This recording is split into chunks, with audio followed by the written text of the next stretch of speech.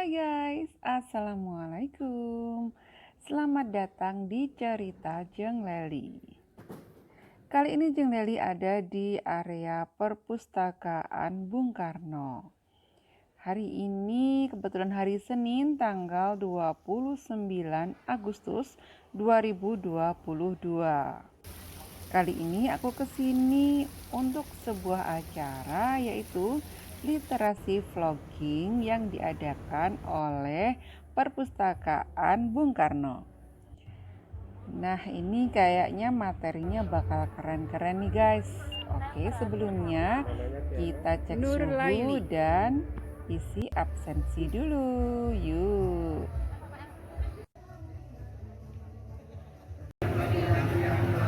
Yeah.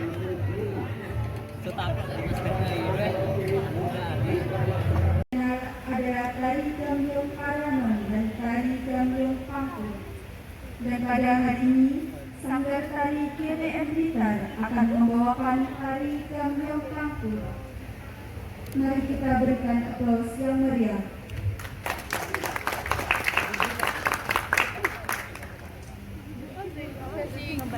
Gede-gede mbak, kapan dari anak-anak. Sekarang lumayan laris kok penari-penari mas. SD pernah belajar loh bu. Oh ya? Remo juga. Ya, gambiong aja. Di SD, Remo kan kalau yang dibuat dari kita Lebih ke cowok. Gambiong dulu belajar. Gambiong cewek.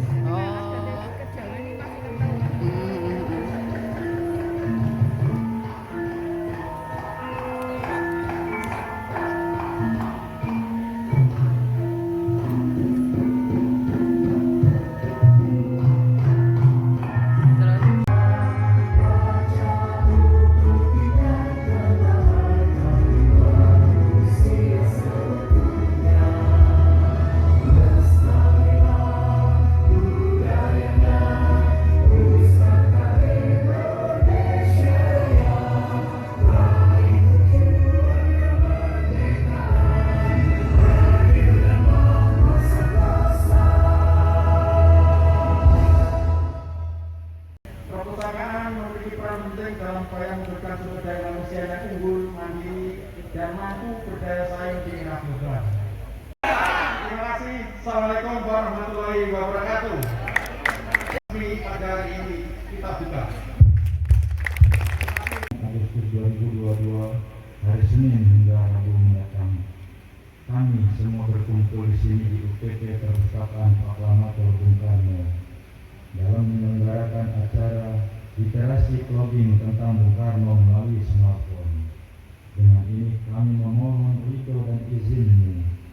Berkahilah kami semua langkah dan perbuatan dan jadikanlah acara ini semua menjadi nilai ibadah dan nilai ilmu yang bermanfaat kepada kami dan banyak orang.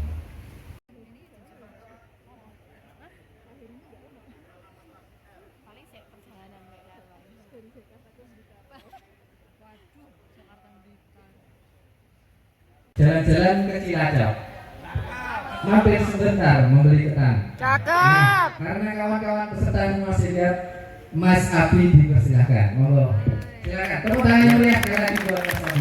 Oke, terima kasih waktunya. Pak Budi, saya mohon izin. Ya, selamat pagi teman-teman. Kok ya, selamat pagi. Berarti saya nggak usah kenalan lagi ya? Kan udah dikenalin. Gini, sebelum saya masuk ke materi pembuatan film, mungkin ada beberapa informasi yang terkait dengan diri saya yang saya akan melengkapinya sedikit. Jadi bisa next mas. Nah, ini. Anyar mestian mau. Oke, nama saya Yuri Pratama.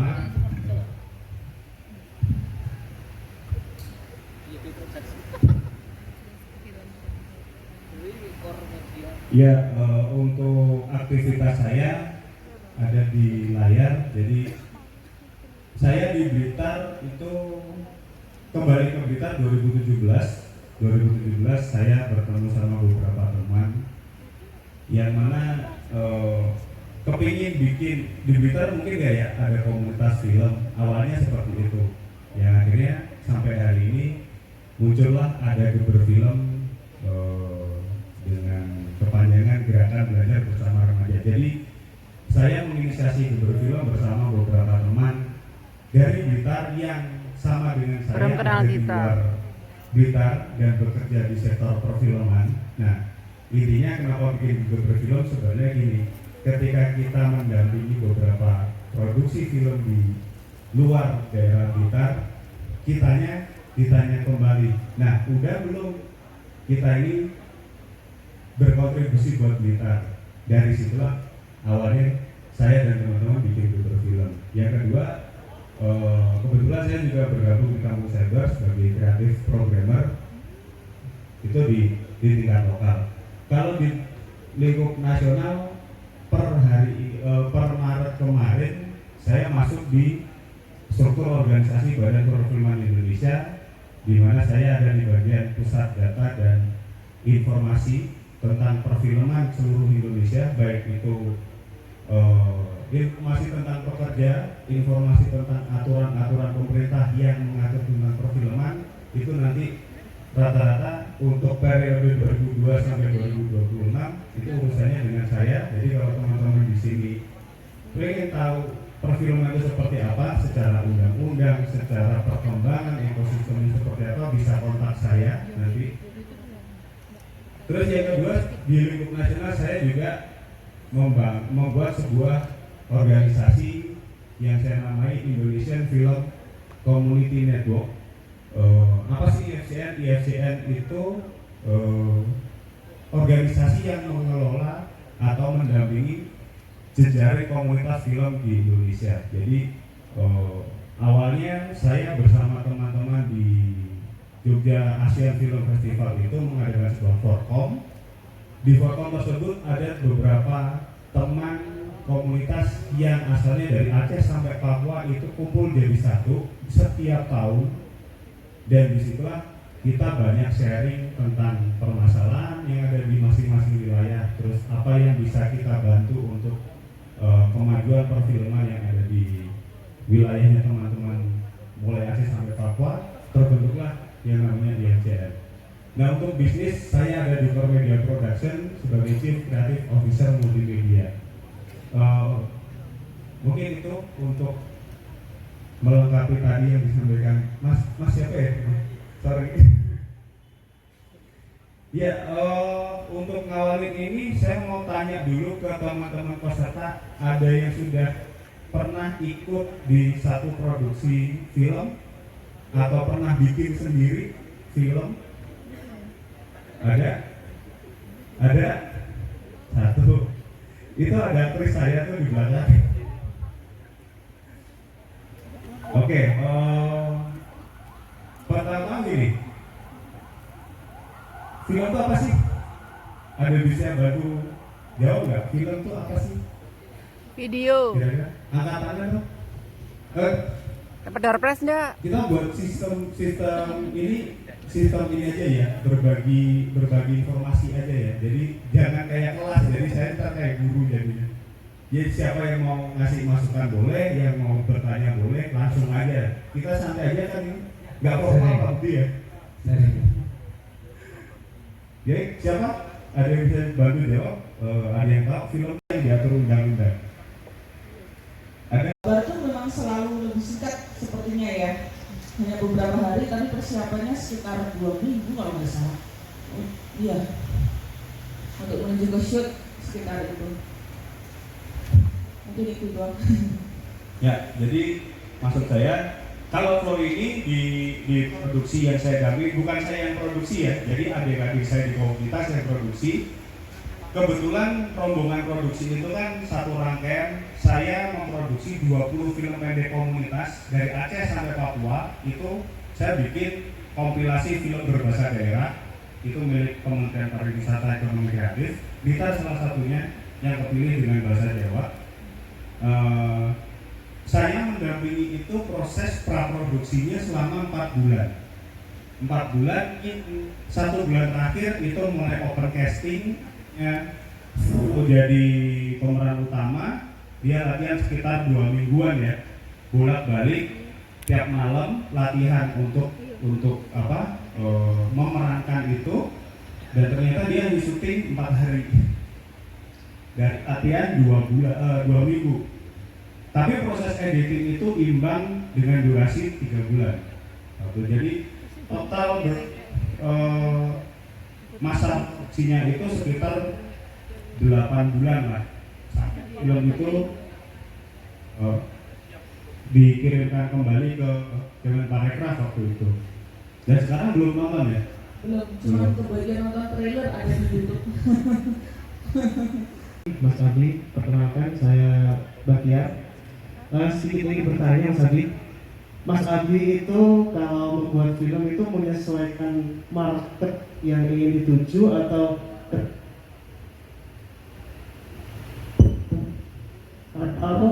ketika punya ide langsung kita berhasil lagi, atau tunggu ada menyesuaikan materi. Bisa terima saya baik, terima kasih Mas. Gitu kan, tahu-tahu akhirnya malah kehukum ke sana sini melebar kemana-mana. Terus ada lagi yang kasus coklat, itu juga akhirnya sampai malah yang mencuri malah menuntut yang ya meskipun kita tahu itu juga endingnya dia yang minta maaf. Terus ada lagi kayak lapor Pak misalnya, itu yang kebetulan diundang tamunya dari pemerintahan misalnya. Nah itu kemudian mereka sentil-sentil dikit pemerintahan, terus kadang-kadang mereka panik. Aduh ini nanti kalau tanya gimana ini, nanti kalau sampai akhirnya masuk hukum gimana ini, kan gitu. Jadi gimana supaya kita buat video itu aman, nggak bermaksud ingin have fun, tapi malah terkena hukum kayak jadi kita nggak bermaksud ke situ Pak. Ya, oke. Nangkap sih. Ya, jadi ya saya jawab dulu ya, bentar ya. Dari yang pertama tadi, bagaimana ketika mencari ide itu apakah saya menyesuaikan pasar, atau kalau saya tiba-tiba bikin saya dapat ide langsung saya bikin film gitu ya. Kalau untuk treatment itu sih sebenarnya dua-duanya bisa dipakai.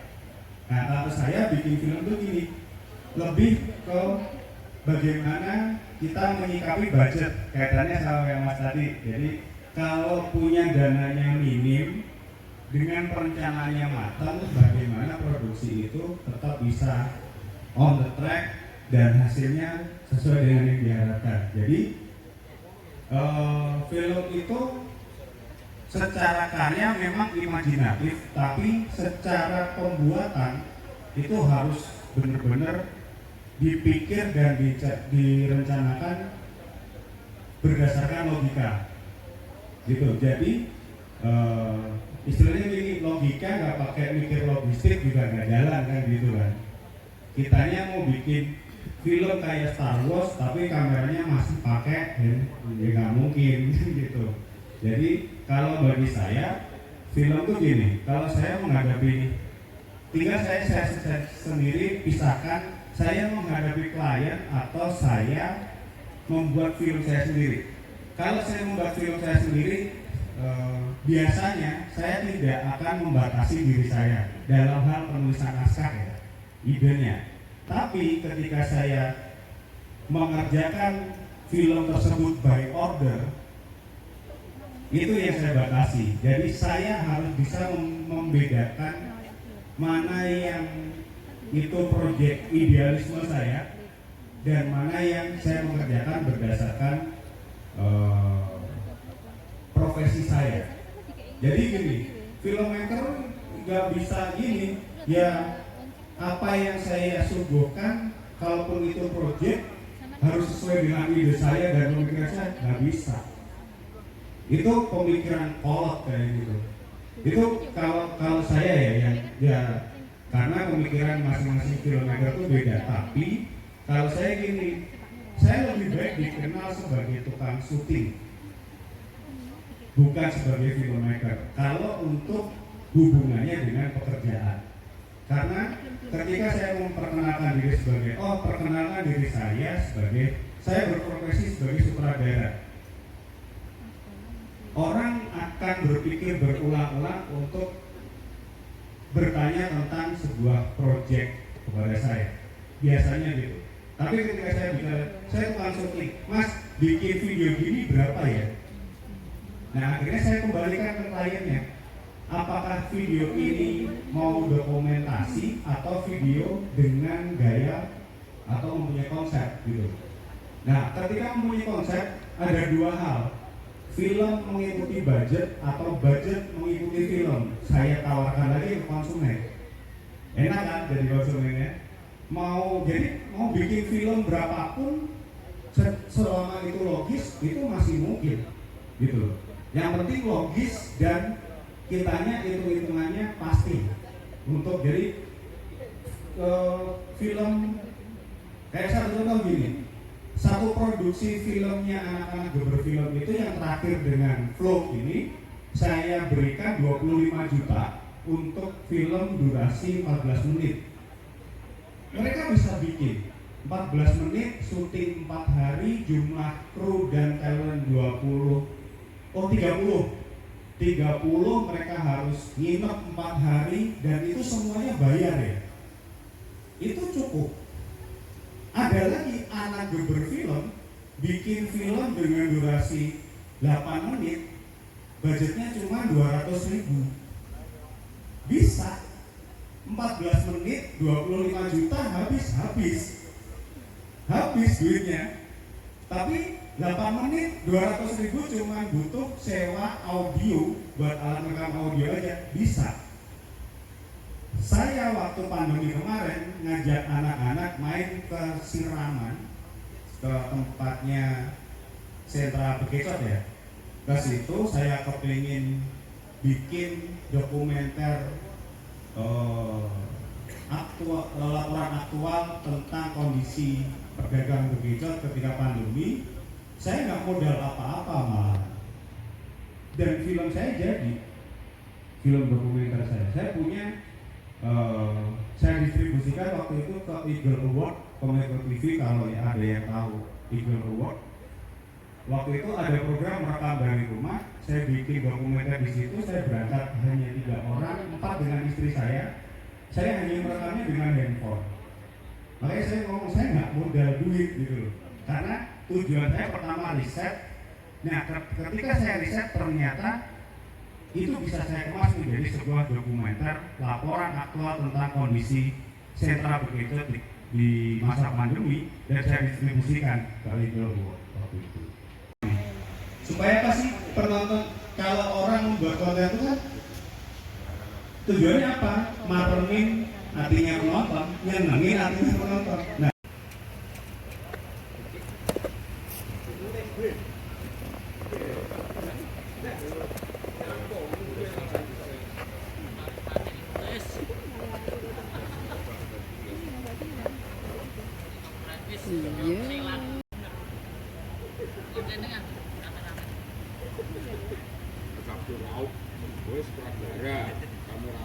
yang paling sulit itu sebenarnya memburu satu kata itu. Saya kasih contoh tadi beberapa ya, misalkan alur berkunjung ke perpustakaan atau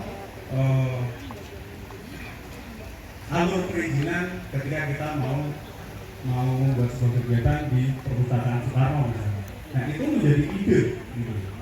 Nah, untuk meracik katanya bagaimana? Sumber mencari berburu kata dan meracik cerita itu banyak cara yang dapat dilakukan gitu. Dan itu kebiasaan kita sehari-hari. Jadi kalau orang film, apakah ada treatment khusus? Tidak. Sama aja, kita cari ide biasanya satu, baca buku, kita berkunjung ke perpustakaan, itu banyak sumber ide yang tanpa disadari kebiasaan kita membaca itu bisa memunculkan itu. Tinggi, tapi ketika lihat suaminya kayak gitu dia jedek. Bisa kebayangin nggak? Pantes nggak kira-kira dia? Pantes. Karena di situ saya menyarankan untuk teman-teman, bukan saya sutradaranya ya, tapi di situ saya tidak melihat flow pertama kali. Saya ketemu flow itu ketika naskah sudah jadi. Jadi saya menentukan bahwa kayaknya karakter ibu-ibu itu gimana caranya. Ini ibu-ibu umurnya nggak terlalu tua. Ibu-ibu yang rata-rata umurnya masih 30 ke 35 atau 40 maksimal, karena anaknya masih kelas SD ya, karakter si anak ya, Karakternya SD. SD ya, itu. Dan saya kuncinya cuma satu, ini ibu nggak boleh badannya cungkring kayak gitu. Pesan saya sebagai supervisor naskah produksinya itu ke sutradara itu sama penulis. Nah, ditawarilah saya beberapa ini. Kebetulan saya ingat dia. Tapi seingat saya dulu dia belum berkerudung gitu. Belum. Waktu prosesnya juga belum. Iya. Belum. Kayaknya sih ini sih yang menarik. Tapi saya kembalikan lagi ke sutradara dan penulis, karena apa? Penciptaan karakter itu harus bisa memunculkan roh manusianya di dalam naskah, karena ujung tombaknya adalah talent yang akan membawakan cerita itu tadi.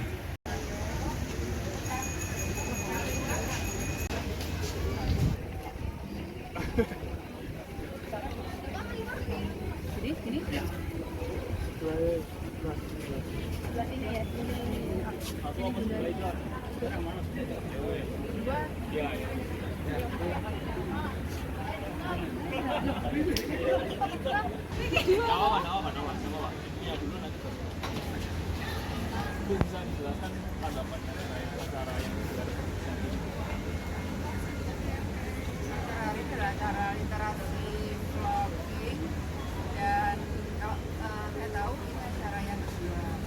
Jadi banyak sekali ilmu yang kita dapatkan terkait dengan film dan cara membuat video yang baik, dan kita menciptakan ide dan juga merealisasikannya. Acara ini 3 hari, dari hari Senin tanggal 29 sampai tanggal 31. Nama saya Leli.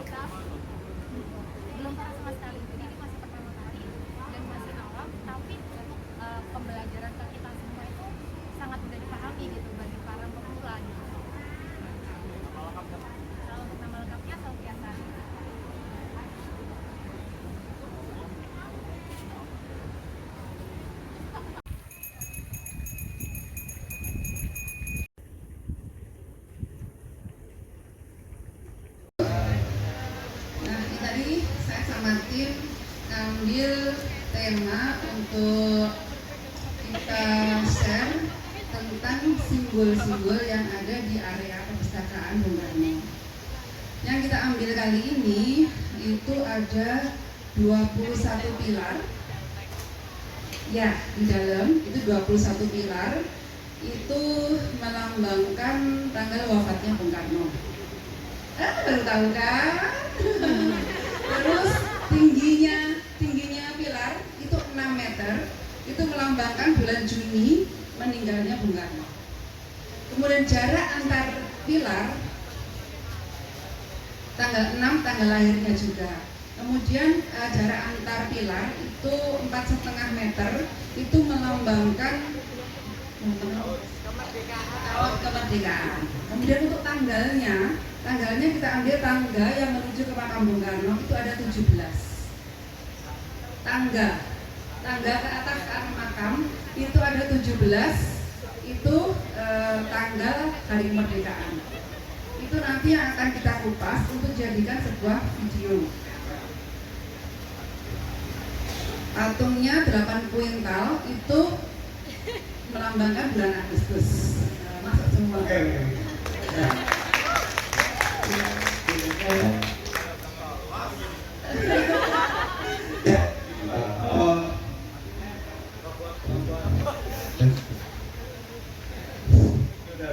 Udah. Kalau aku sih lebih gini, pertanyaanku adalah apa bentuk kemasan yang pengen Mbak Lelintar pakai di karena kan gini, kalau saya mengeneralisir tema yang Mbak Leli angkat itu masuknya ada dua hal sebenarnya. Ilustratif masuk, interpretatif masuk, karena ternyata dari pilar sampai jarak atau bobot tadi atau jumlah tangga itu kan kalau orang nggak baca juga nggak tahu kan gitu. Nah, tantangannya adalah mengemas ini dalam sebuah konten audiovisual. Maksudnya kira-kira Mbak Lelintar gambarannya, karena kebiasaan Mbak Leli kan tadi tutorial sama vlog ya, apakah itu akan dibuat sama atau ada bentuk beda, kira-kira gimana? Bentuk yang kita diskusikan sama teman-teman tadi, kita akan